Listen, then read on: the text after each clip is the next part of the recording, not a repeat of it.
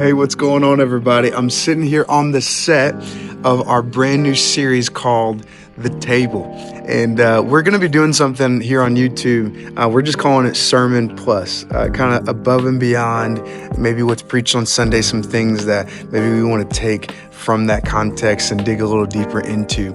And the very first message that we preached in this series was called the Eating with the Enemy. And I want to dig a little deeper into it because it's still just been in my spirit all week.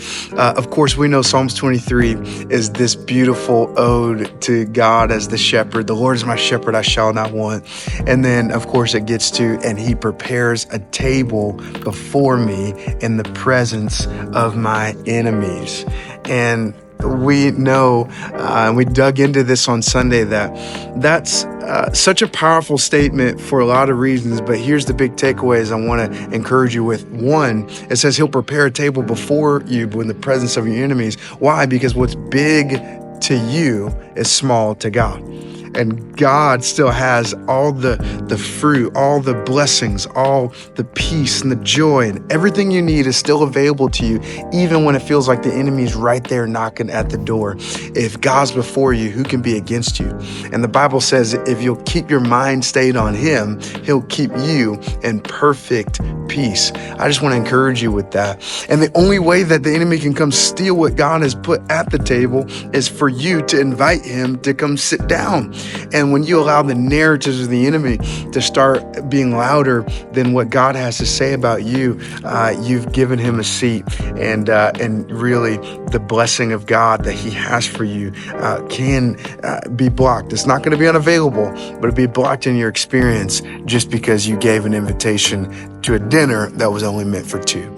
But I want to dig in a little deeper for just a moment into something I mentioned at the end of my message that God really just spoke to me about. It's known in the different mountainous regions of the world. For instance, in Cape Town, South Africa, they have what they call Table Mountain. They call them mesas all across the world, which is another word for table.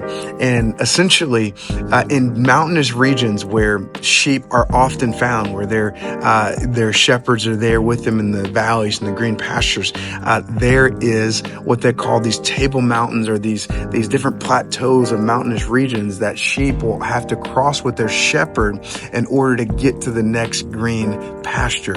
So I wonder if when David was writing, I'll prepare a table before you in the presence of your enemies, I just have to wonder if David didn't think about his journey as a shepherd going and preparing the way, or preparing the table, they're preparing the mountain region for the sheep as they went from green pasture to green pasture.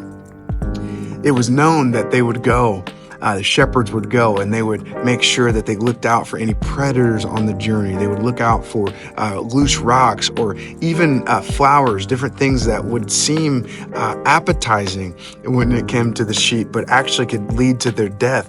And they would go forth and make sure that the entire path was clear, so that when the sheep did come, going from pasture to pasture, that the journey was safe, that the direction was clear, and that the table had been set. I just want to encourage you today that just like a shepherd would do that for a sheep and prepare the journey proactively, I want you to know that Jesus has done that for you.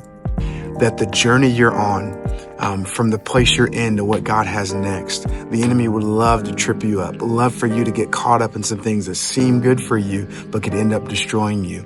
I want to encourage you that God has come before you and prepared the way.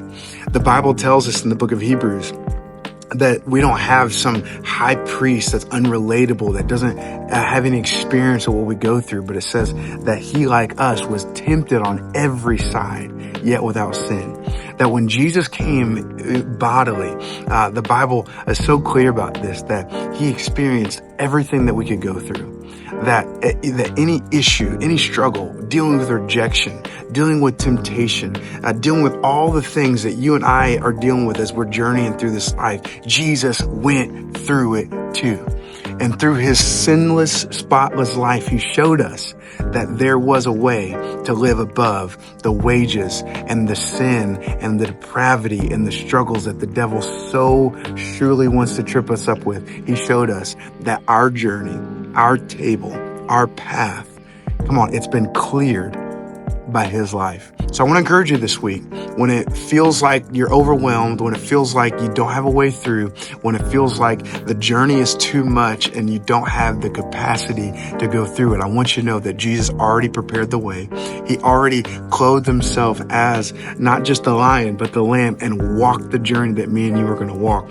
And when you study his life, when you read his word, when you spend time in prayer, when you spend time with Jesus, you're internalizing a journey. You're internalizing the lessons from his life that can help you live, come on, above the fray. So I just want to encourage you with that this week.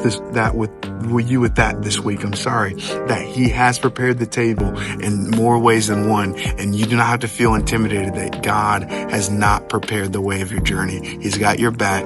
You can make it. You can do it this week. So spend time with Jesus and learn his life lessons. Apply it to your life.